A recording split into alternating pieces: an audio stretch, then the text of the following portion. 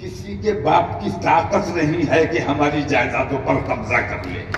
جس دن ہم سڑکوں پر آئیں گے تو تمہاری روح کانپ جائے گی۔ ہمارے معاملات پر نظر رکھتی ہے، اپنے مندر میں جا کر نہیں دیکھتی جہاں گائے کی چربی ملا کر مندر کے پرساد میں لڈوؤں میں گائے کے چربی لگائی جا رہی۔ مسلمانوں کو تکلیف پہنچاؤ، مسلمانوں کی لنچنگ کر دو، مسلمانوں کو زد و کوب کر دو، قرآن کی بے حرمتی کر دو، رسول کی شان میں گستاخی کر دو، جب تک تحفظ ناموس رسالت کی بات نہیں ہوگی تب تک آپ کے معاملات کسی بھی قیمت پر حل نہیں ہوگی۔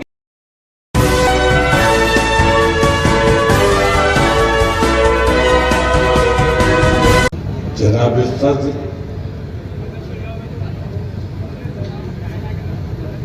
ذوی الاحترام علماء ملت اسلامیہ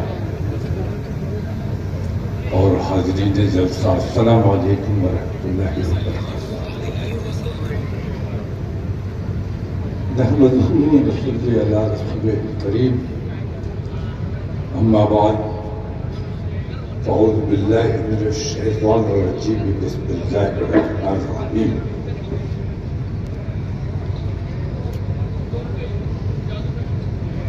تہہ دل سے شکر گزار ہوں جوائنٹ کمیٹی کا، جنہوں نے یہ شاندار اور وقت کی ضرورت کے مطابق کام کیا ہے۔ مبارکباد پیش کرتا ہوں، کیونکہ جذبے میں اللہ تبارک تعالیٰ اور برکتیں عطا فرمائے، مجھے اور حوصلہ اور طاقت عطا فرمائے۔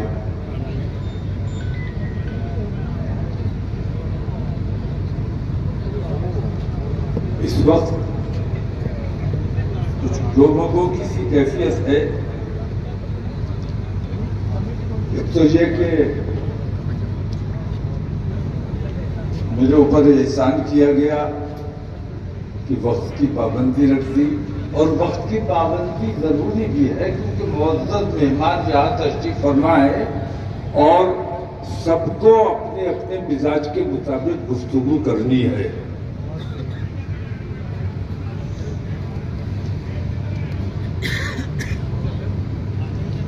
اس وقت میں تو الحمدللہ تقریر کا آدمی ہی نہیں ہوں، میں تحریک کا آدمی ہوں اور بہت تکلیف میں ہوں۔ تکلیف اس بات کی ہے کہ ہمیں جلسے اوقاف کے حوالے سے جو کر رہے ہیں یا دیگر معاملات کے لیے جو کیے جا رہے ہیں، ان تمام سے بڑھ کر سب سے بڑی جو ضرورت ہے ہماری، وہ اس بات کی ہے کہ جن پر ہمارے ماں باپ قربان، ہمارا مال و اسباب قربان، ہمارا سب کچھ قربان، ان کی شان میں گستاخی کی جاتی ہے اور ان کے مجرم آزاد گھوم رہے ہیں، ان پر کوئی کارروائی نہیں کی جا رہی ہے، اور مسلمان اوقاف کی اور دیگر معاملات کی بات کر رہا ہے۔ جب تک تحفظ ناموس رسالت کی بات نہیں ہوگی تب تک آپ کے معاملات کسی بھی قیمت پر حل نہیں ہوں گے، آپ کتنا ہی زور لگاتے رہیں۔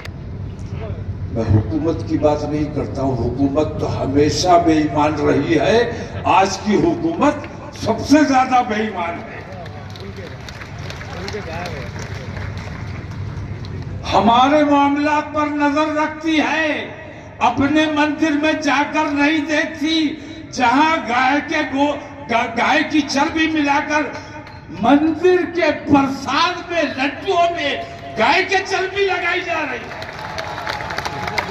اندھے اور بہرے ہو جاتے ہو اپنے معاملات میں، لیکن ہماری باریک سے باریک بات پر نظر رکھی جاتی ہے۔ میں کہنا یہ چاہتا ہوں کہ جتنے اجلاس ہو رہے ہیں بہت اچھا ہو رہا ہے، میں بہت خوش ہوں، لیکن میں نے بار بار کہا ہے کہ اتحاد کے ساتھ کام کرو۔ آپ نے اجمیر شریف میں کر لیا، میں نے بریلی شریف میں کر لیا، آپ نے جے پور میں کر لیا، اس سے کام نہیں چلے گا۔ ایسے کتنے جلسے ہوتے رہتے ہیں۔ حکومت آپ کی ان تمام کاوشوں پر توجہ بالکل نہیں دے گی۔ اگر آپ کو اپنی بات منوانی ہے تو اس کے لیے یہ ضروری ہے کہ تمام مسلمان متحد ہو کر ایک آواز میں ایک ساتھ آؤ اور دلی کا گھیراؤ کرتے ہیں۔ متحد ہو کر آؤ، دلی چلو۔ تمام لوگوں کو میں بتا رہا ہوں، پارلیمنٹ شروع ہونے جا رہی ہے 25 تاریخ سے۔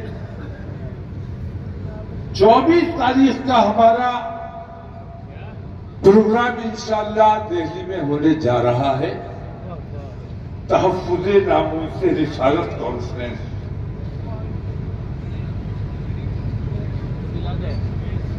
اگر آپ تمام لوگ ذمہ داری کے ساتھ اس طرف توجہ دیں گے کہ ہمیں اپنی طاقت دکھانی ہے اور منوانی ہے، تو خوف کو ترک کرو، گھر سے باہر نکل کے آؤ۔ دلی تک تمہیں آنا ہے، اور دلی اگر آ جاؤ گے تو میں تمہیں یہ یقین دلاتا ہوں کہ انشاءاللہ اسی پارلیمنٹ کے سیشن میں ان دونوں بے ایمانوں کی، بدماشوں کی، جنہوں نے گستاخی کی ہے، ان کی گرفتاری بھی ہوگی، اور اسی پارلیمنٹ کے سیشن میں اس نندا کے خلاف بل بھی پاس کرایا جائے گا، قانون بنایا جائے گا کہ کسی مذہبی رہنما کے خلاف کوئی آواز نہیں اٹھائی جا سکتی۔ اب ڈیپینڈ یہ آپ پہ کرتا ہے، آپ اگر آؤ گے، آپ اگر کھڑے ہوگے، اپنی بات منوانے کی کوشش کرو گے تو بات مانی جائے گی۔ اور اگر اسی طرح بٹے رہے کہ میں یہاں کر لوں، میں وہاں کر لوں، میری شناخت ہو جائے، رسول اعظم کی شان میں گستاخی، میں یہ کہتا ہوں کہ جس نے گستاخی کی اس کا اصل مقصد گستاخی کرنا نہیں تھا، اسے شہرت حاصل کرنا تھی۔ اور آج یہ فیشن بن گیا ہے کہ مسلمانوں کے خلاف آواز اٹھاؤ، مسلمانوں کو تکلیف پہنچاؤ، مسلمانوں کی لنچنگ کر دو، مسلمانوں کو زد و کوب کر دو، قرآن کی بے حرمتی کر دو، رسول کی شان میں گستاخی کر دو۔ بہت وائرل ہوتا ہے،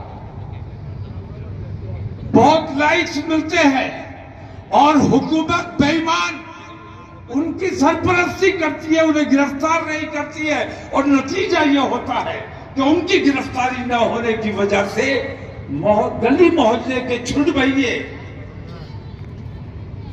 اللہ کی شان میں گالیاں بکی جا رہی ہیں، رسول اللہ کی شان میں گستاخی کی جا رہی ہے، اور یہ ہر جگہ ہو رہا ہے، ہر جگہ ہو رہا ہے۔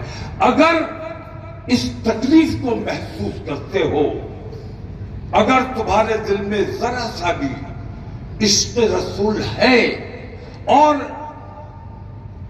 ایماندار ہو اگر، تو میں آپ تمام لوگوں سے یہ درخواست کرتا ہوں کہ دلی آؤ اور اس کے خلاف قانون بنواؤ، یہ تمہاری ذمہ داری ہے۔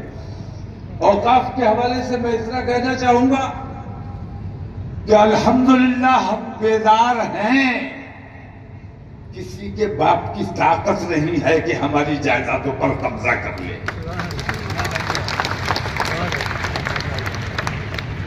اور میں کہتا ہوں تم آؤ، 24 تاریخ کو یہ بات ہوگی، یہ دکھایا جائے گا کہ آج ہم پورے امن و امان کے ساتھ آئے ہیں، ہاتھ میں ترنگا لے کر آئے ہیں، قانون اپنے ہاتھ میں نہیں لیا ہے، قانون کے دائرے میں آئے ہیں، لیکن اگر ہماری باتیں نہیں مانی گئی تو 15 دن کے بعد پھر آئیں گے اور اس دن تمہاری ذمہ داری ہوگی، اس دن ہم اپنے طریقے سے آئیں گے۔